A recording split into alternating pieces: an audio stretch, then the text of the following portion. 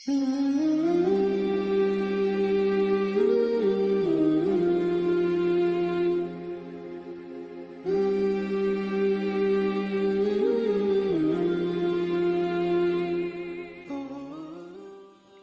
باری تعالیٰ ہے،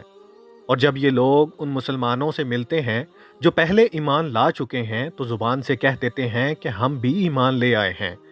اور جب یہ ایک دوسرے کے ساتھ تنہائی میں جاتے ہیں تو آپس میں ایک دوسرے سے کہتے ہیں کہ کیا تم ان مسلمانوں کو وہ باتیں بتاتے ہو جو اللہ تعالیٰ نے تم پر کھولی ہیں،